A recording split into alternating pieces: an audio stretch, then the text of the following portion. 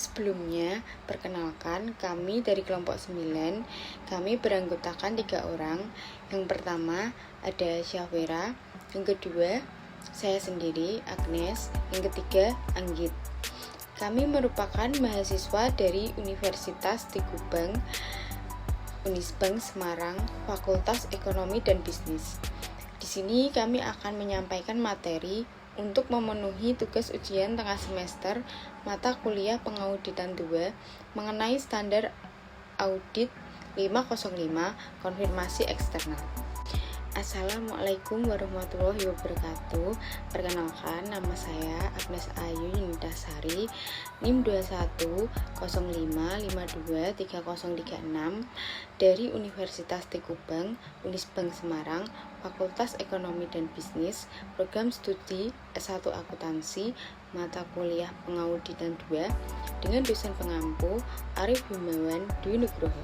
Perkenalkan, nama saya Syafira dengan NIM 2105523014. Perkenalkan, nama saya Pika Anggit Pamungkas, NIM 2205526022. Saya berasal dari Universitas Tigubang Semarang dari Fakultas Ekonomi dan Bisnis, program studi Akuntansi S1, mata kuliah pengauditan 2. Sebelum membahas materi lebih dalam, mari kita ketahui apa yang dimaksud dengan konfirmasi eksternal. Konfirmasi adalah salah satu teknik yang digunakan untuk memperoleh bukti audit.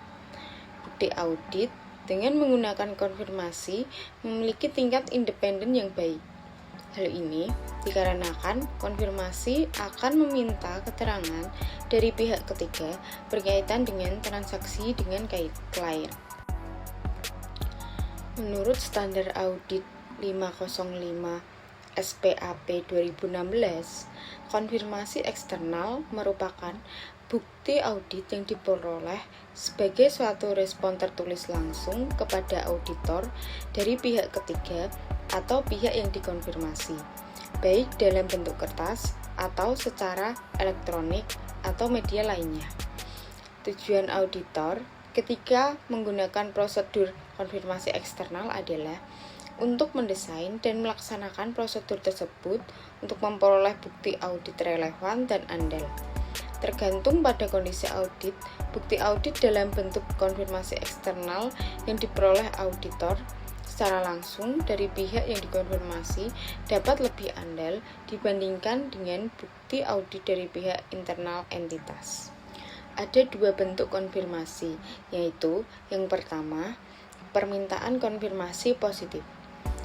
Permintaan konfirmasi positif adalah suatu permintaan konfirmasi kepada pihak ketiga untuk merespon secara langsung kepada auditor yang menunjukkan apakah pihak yang dikonfirmasikan tersebut setuju atau tidak setuju dengan informasi yang terdapat dalam permintaan konfirmasi atau menyediakan informasi yang diminta.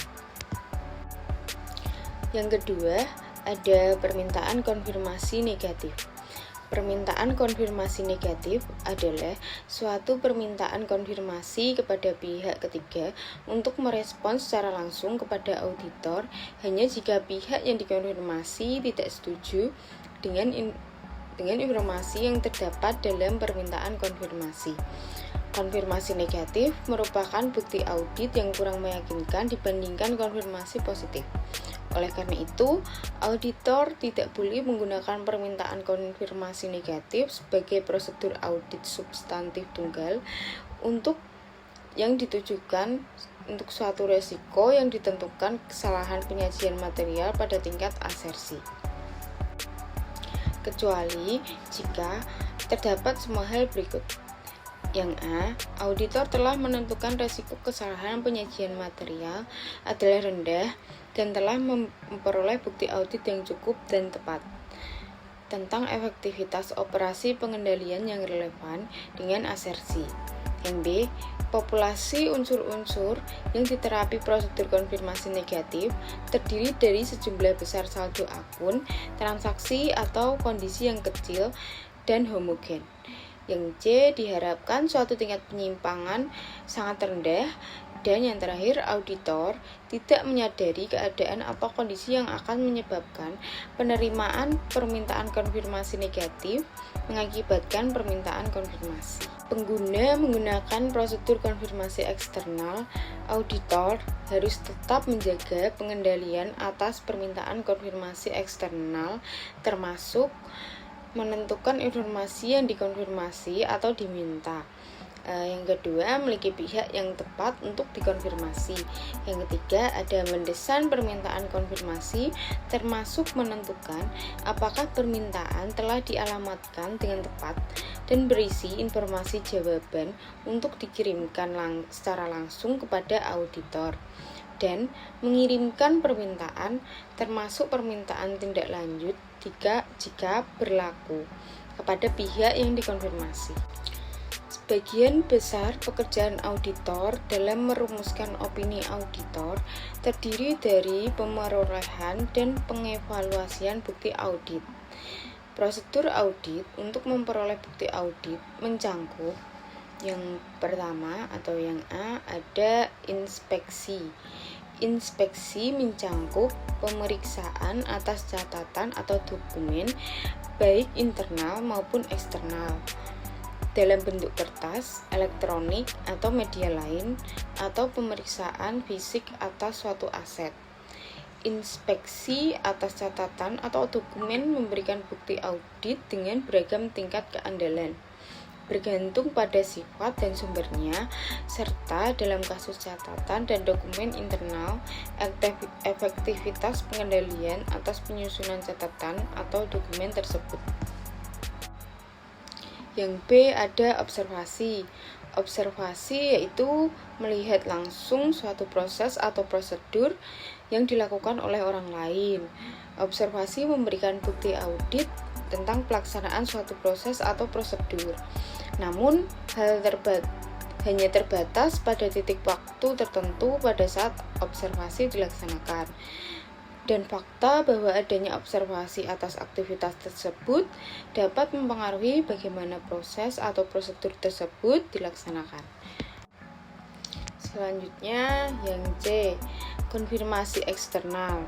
Konfirmasi eksternal merupakan bukti audit yang diperoleh auditor sebagai respon langsung tertulis dari pihak ketiga atau pihak yang mengonfirmasi dalam bentuk kertas atau secara elektronik atau media lain.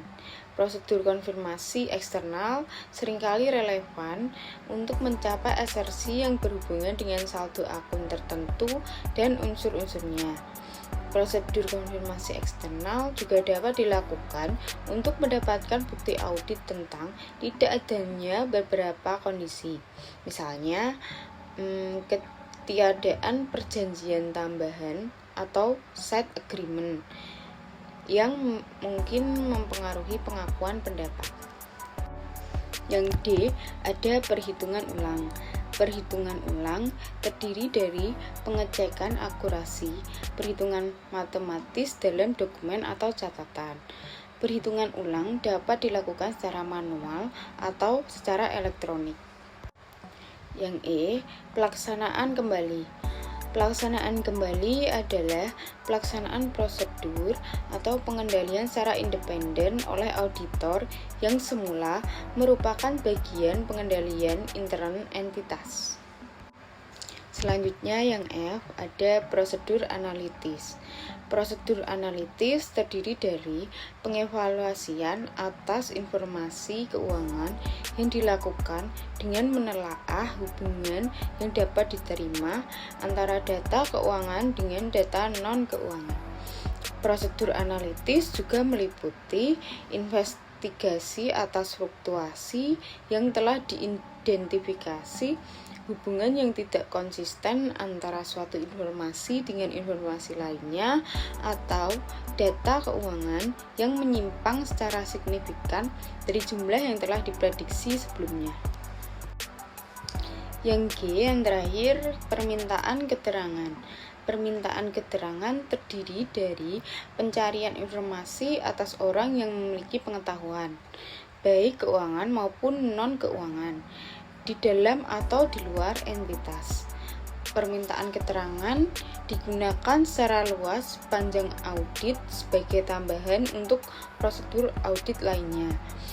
Permintaan keterangan dapat berupa permintaan keterangan resmi secara tertulis maupun permintaan keterangan secara lisan. Pengevaluasian respon atas permintaan keterangan ini merupakan bagian terpadu proses permintaan keterangan. Dokumentasi audit menurut Standar Audit 230 SPAP 2016. Dokumentasi audit adalah dokumentasi atas prosedur audit yang telah dilakukan, bukti audit yang relevan yang diperoleh, dan kesimpulan yang ditarik oleh auditor.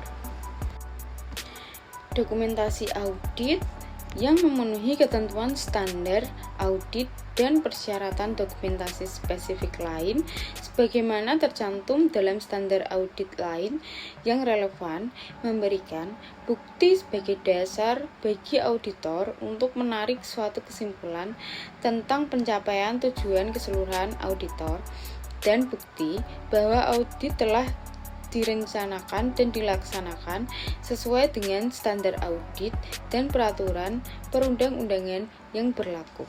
Selanjutnya kita akan membahas tentang asersi yang dituju dengan konfirmasi. Semakin tinggi resiko pengendalian dan risiko bawaan dari entitas, klien membuat auditor harus memiliki bukti audit yang cukup untuk meyakinkan asersi pada laporan keuangan. Auditor harus memperdalam pengujian substantif atas laporan keuangan dengan menemukan lebih banyak bukti yang dapat menunjukkan asersi laporan keuangan. Melalui konfirmasi, auditor akan memperoleh bukti yang independen yang dapat meyakinkan atas asersi yang melekat pada laporan keuangan agar bukti yang diperoleh kompeten, bukti harus andal dan relevan. Ada 5 golongan asersi, yaitu yang pertama keberadaan atau keterjadian. Permintaan konfirmasi jika didesain secara memadai oleh auditor dapat ditujukan kepada satu atau lebih asersi tersebut. Namun, konfirmasi tidak ditujukan kepada semua asersi secara bersamaan. Barang yang dipegang oleh perusahaan yang dititipi sebagai barang konsinyasi akan menjadi cara yang lebih efektif untuk membuktikan asersi keberadaan dan hak dan kewajiban dibandingkan dengan asersi penilaian. Konfirmasi piutang usaha kemungkinan lebih efektif untuk asersi keberadaan dibandingkan untuk asersi kelengkapan dan penilaian. Oleh karena itu, bila auditor memperoleh bukti untuk asersi yang tidak cukup dari konfirmasi, ia harus mempertimbangkan prosedur audit lain untuk melengkapi prosedur konfirmasi atau untuk menggantikan prosedur konfirmasi. Yang kedua, kelengkapan. Permintaan konfirmasi dapat didesain untuk meminta bukti mengenai asersi kelengkapan, yaitu jika didesain dengan memadai, konfirmasi dapat menyediakan bukti untuk membantu penetapan apakah semua transaksi dan akun yang harus dimasukkan dalam laporan keuangan telah dicantumkan. Efektivitas konfirmasi yang ditunjukkan kepada asersi kelengkapan tergantung atas sebagian apakah auditor memilih dari populasi yang semestinya untuk kepentingan pengujian yang dilakukan. Sebagai contoh, pada waktu menggunakan konfirmasi untuk memperoleh bukti mengenai asersi kelengkapan utang usaha, populasi yang semestinya adalah dapat berupa daftar penjualan, bukan jumlah dicatat dalam buku pembantu utang usaha. Beberapa permintaan konfirmasi tidak didesain untuk mendapatkan bukti yang berkaitan dengan asersi kelengkapan. Sebagai contoh, konfirmasi dapat didesain hanya untuk menguatkan informasi yang disebutkan dalam permintaan konfirmasi. Dengan demikian, konfirmasi ini tidak memberikan keyakinan bahwa informasi mengenai akun yang tidak disebutkan dalam permintaan konfirmasi tersebut dilaporkan oleh klien. Kemudian yang ketiga, hak dan kewajiban. Auditor harus menerapkan tingkat skeptisme profesional pada tingkat memadai selama proses konfirmasi. Skeptisme profesional juga berperan penting dalam mendesain permintaan konfirmasi, pelaksana prosedur konfirmasi, dan dalam penilaian hasil prosedur konfirmasi.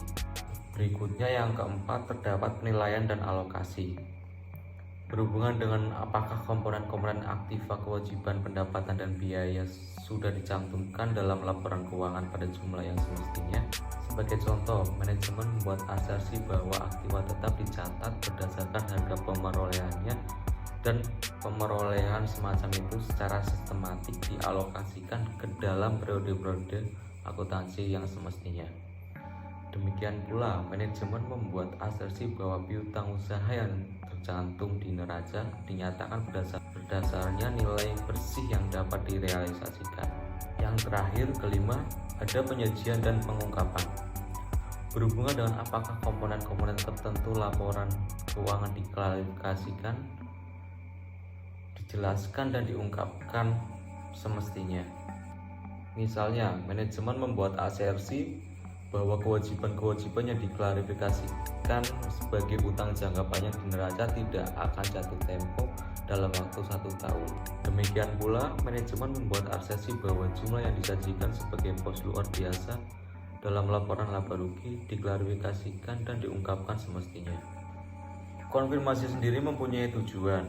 Tujuan dari konfirmasi adalah untuk mengumpulkan bukti audit sebagai dasar menyatakan pendapat.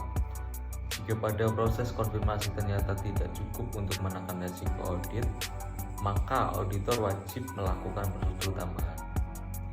Sebagai contoh, jika pada proses konfirmasi akun piutang, auditor belum memiliki cukup bukti untuk meyakinkan asersi satu laporan keuangan, auditor dapat melakukan prosedur tambahan dengan melakukan prosedur subsekuen pelunasan piutang. Jadi, auditor akan melakukan pembuktian saldo piutang per tanggal laporan keuangan dengan mengecek pelunasan piutang tersebut setelah tanggal pelaporan. Berikutnya kita akan membahas kapan waktu pengiriman konfirmasi. Bukti yang paling bisa dipercaya baru akan diperoleh jika konfirmasi itu dikirim sedekat mungkin dengan tanggal akhir tahun buku. Apabila auditor memutuskan untuk mengirim konfirmasi sebelum akhir tahun buku, auditor harus membuat rekonsiliasi untuk transaksi yang terjadi antara tanggal konfirmasi dengan tanggal neraca.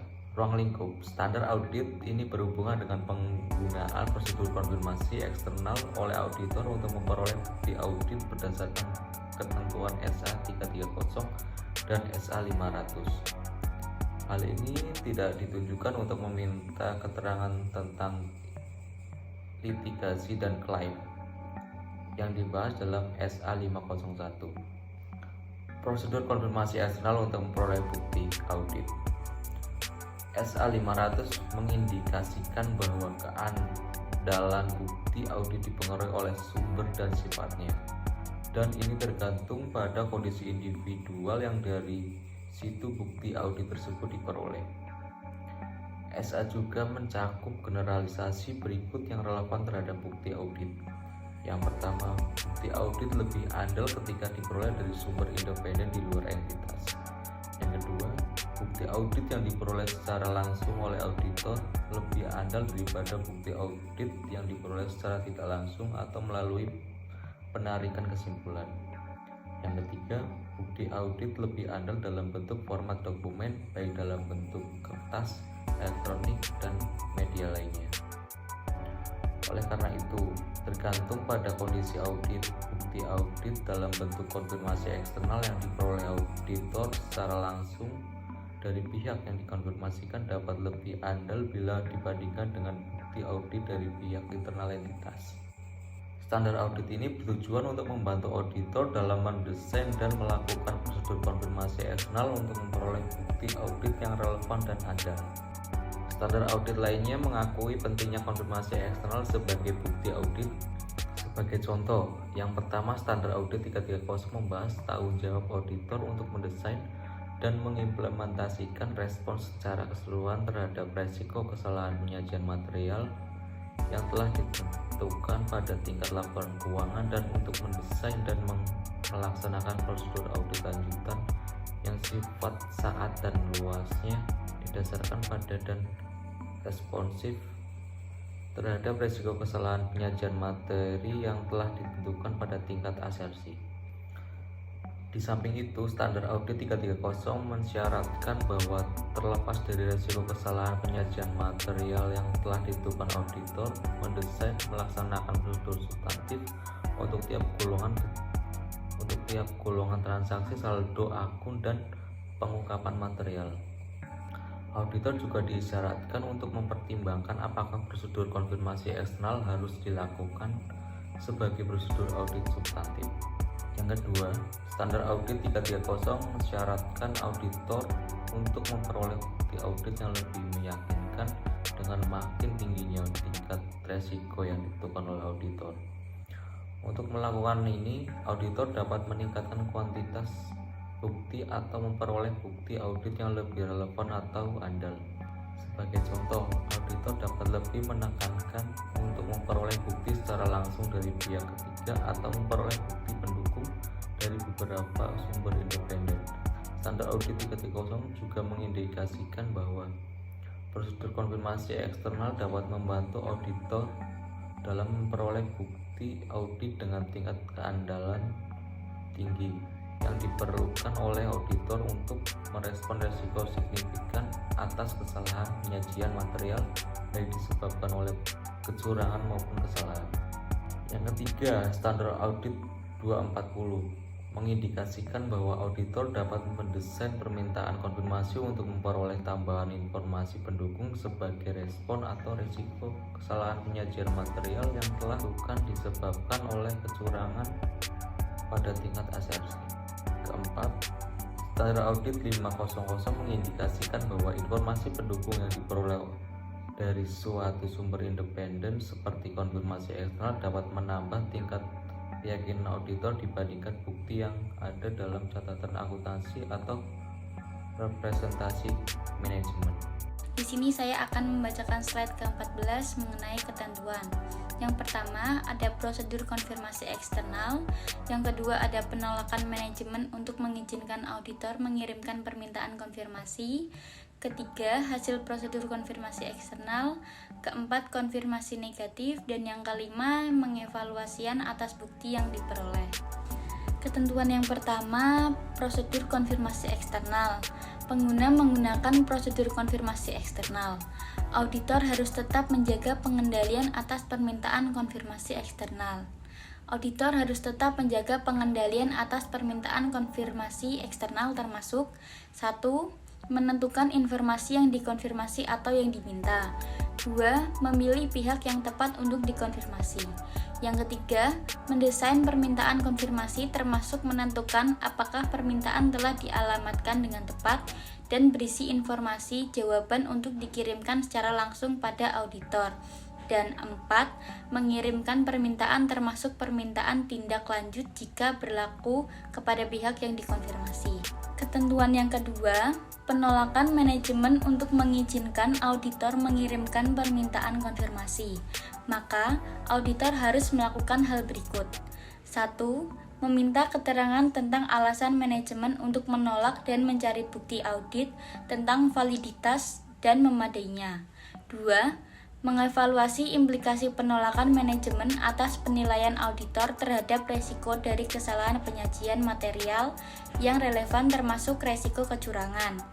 3. Melakukan prosedur audit alternatif yang didesain untuk memperoleh bukti audit yang relevan dan handal. Jika auditor menyimpulkan bahwa penolakan manajemen untuk mengizinkan auditor mengirim permintaan konfirmasi adalah tidak masuk akal atau auditor tidak dapat memperoleh bukti audit yang relevan dan handal dari prosedur audit alternatif, auditor harus mengomunikasikan hal tersebut dengan pihak yang bertanggung jawab atas tata kelola berdasarkan standar audit 260.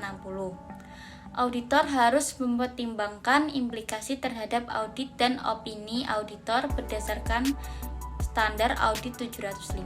Ketentuan yang ketiga, hasil prosedur konfirmasi eksternal. Poin 1, keandalan respon terhadap permintaan konfirmasi. Jika auditor mengidentifikasi faktor yang menimbulkan keraguan atas keandalan respon terhadap permintaan konfirmasi, auditor harus mendapatkan bukti auditor lanjutan untuk menghilangkan keraguan itu. Jika auditor menentukan bahwa respon terhadap permintaan konfirmasi tidak dapat diandalkan, maka auditor harus mengevaluasi implikasi tersebut atas penilaian resiko. Kesalahan penyajian material yang relevan termasuk resiko kecurangan dan sifat saat dan luas prosedur audit lain. Poin kedua, tanpa respon. Dalam kasus tanpa respon, auditor harus melakukan prosedur audit alternatif untuk memperoleh bukti audit yang relevan dan handal. Poin ketiga, pengguna respon terhadap konfirmasi positif diperlukan untuk memperoleh bukti audit yang cukup dan tepat. Jika auditor telah menemukan bahwa respon terhadap permintaan konfirmasi positif diperlukan untuk memperoleh bukti audit yang cukup dan layak. Prosedur audit alternatif tidak akan menyediakan bukti audit yang diperlukan oleh auditor. Jika auditor tidak memperoleh konfirmasi seperti itu, maka auditor harus menemukan implikasi tersebut atas audit dan pendapat auditor berdasarkan studi audit 705. Poin keempat, penyimpangan. Auditor harus melakukan investigasi penyimpangan untuk menemukan apakah hal itu merupakan adanya indikasi adanya kesalahan penyajian. Ketentuan yang keempat, konfirmasi negatif. Konfirmasi negatif merupakan bukti audit yang kurang meyakinkan dibandingkan konfirmasi positif. Oleh karena itu, auditor tidak boleh menggunakan permintaan konfirmasi negatif sebagai prosedur audit substantif tunggal yang ditunjukkan untuk suatu resiko yang ditentukan kesalahan penyajian material pada tingkat asersi, kecuali jika terdapat sebuah hal berikut. Auditor telah menemukan resiko kesalahan penyajian material adalah rendah dan telah memperoleh bukti audit yang cukup dan tepat tentang efektivitas operasi pengendalian yang relevan dan asersi. Populasi yang diterapi unsur-unsur konfirmasi negatif terdiri dari sejumlah besar saldo akun dan transaksi. Diharapkan suatu tingkat penyimpangan sangat rendah dan auditor tidak menyadari keadaan atau kondisi yang akan menyebabkan penerimaan permintaan konfirmasi negatif mengabaikan permintaan konfirmasi. Poin kelima, mengevaluasi atas bukti yang diperoleh. Auditor harus mengevaluasi apakah hasil prosedur konfirmasi eksternal merupakan bukti audit yang relevan dan handal atau apakah bukti audit lebih lanjut diperlukan. Selanjutnya, prosedur konfirmasi eksternal. 1. Menentukan informasi yang akan dikonfirmasi atau diminta berdasarkan paragraf 7A. Prosedur konfirmasi eksternal seringkali dilakukan untuk mengkonfirmasi atau meminta informasi tentang saldo akun dan unsurnya. Konfirmasi dapat juga digunakan untuk mengkonfirmasi ketentuan dalam perjanjian kontrak atau transaksi antara entitas dengan pihak lain, atau untuk mengkonfirmasi tidak adanya kondisi tertentu seperti perjanjian tambahan. Kedua, memilih pihak yang tepat untuk dikonfirmasi. Berdasarkan paragraf 7b, respon atas permintaan konfirmasi merupakan bukti audit yang lebih relevan dan handal. Pengguna permintaan konfirmasi dikirimkan kepada pihak untuk dikonfirmasi yang diyakini oleh auditor mengetahui tentang informasi yang dikonfirmasi. Sebagai contoh, seorang personal institusi keuangan yang berpengetahuan tentang transaksi atau pengetahuan yang adanya permintaan konfirmasi ditunjukkan merupakan orang yang paling tepat di institusi keuangan tersebut yang diminta untuk melakukan konfirmasi. 3. Mendesain permintaan konfirmasi. A. Format permintaan konfirmasi dapat secara langsung mempengaruhi tingkat respon konfirmasi, keadaan dan sifat dari bukti audit yang diperoleh dari respon. B. Faktor yang dipertimbangkan pada saat mendesain permintaan konfirmasi mencakup asersi yang ingin dituju, risiko kesalahan penyajian material yang diidentifikasi spesifik, termasuk risiko kekurangan dan susunan dan penyajian permintaan konfirmasi, serta pengalaman sebelumnya tentang audit. Metode komunikasi sebagai contoh dalam bentuk kertas, elektronik atau media lain. Otoritas manajemen atau dorongan kepada pihak yang dikonfirmasi untuk merespon kepada auditor. Pihak yang dikonfirmasi hanya akan bersedia untuk merespon permintaan konfirmasi yang berisi otorisasi manajemen. Kemampuan pihak yang dikonfirmasi untuk merespon atau menyediakan informasi yang diminta sebagai contoh jumlah faktur secara individual dibandingkan total saldo. C. Sebuah permintaan konfirmasi eksternal positif meminta pihak yang dikonfirmasi untuk menjawab kepada auditor dalam semua kasus dengan menunjukkan persetujuan dengan pihak yang dikonfirmasi dengan informasi yang diberikan atau dengan menanyakan pihak yang dikonfirmasi untuk menyediakan informasi. Suatu respon terhadap sebuah permintaan konfirmasi positif biasanya diharapkan sebagai bukti audit yang handal. Namun, ada resiko bahwa pihak yang dikonfirmasi mungkin membalas permintaan konfirmasi tanpa melakukan verifikasi apakah informasi adalah benar. Auditor dapat mengurangi resiko ini dengan menggunakan permintaan konfirmasi positif yang tidak dinyatakan jumlah atau informasi lainnya dalam permintaan konfirmasi dan menanyakan pihak yang dikonfirmasikan untuk mengisi jumlah atau melengkapi informasi lainnya. Di sisi lain, menggunakan metode konfirmasi kosong mungkin dapat mengakibatkan tingkat respon yang rendah karena adanya usaha tambahan yang diperlukan oleh pihak yang dikonfirmasi. D.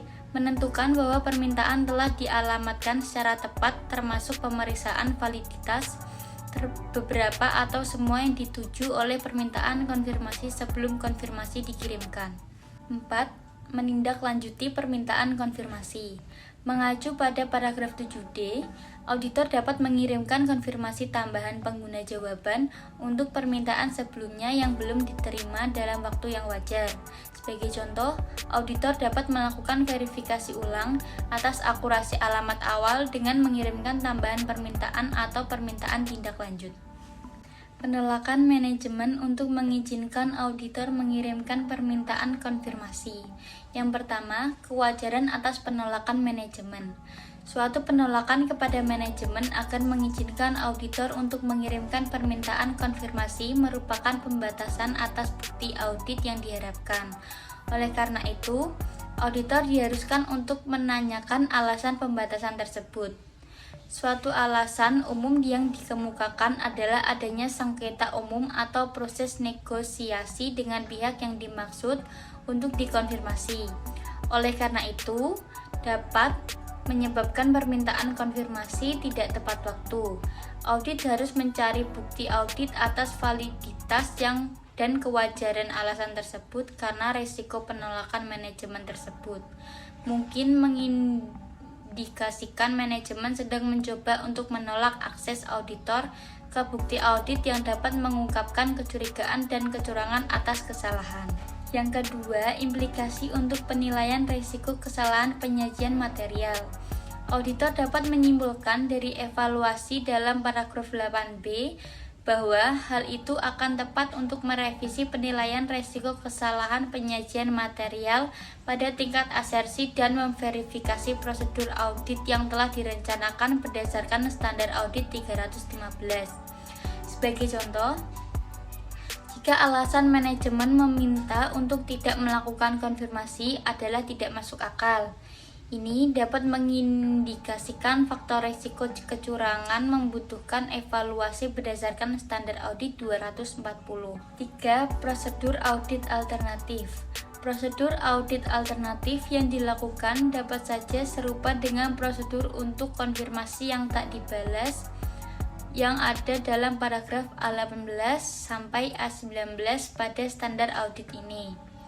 Prosedur tersebut juga memperhitungkan hasil evaluasi auditor dalam paragraf 8B. Sekian penyampaian materi hasil diskusi dari kelompok kami. Maaf jika terdapat kesalahan penyampaian.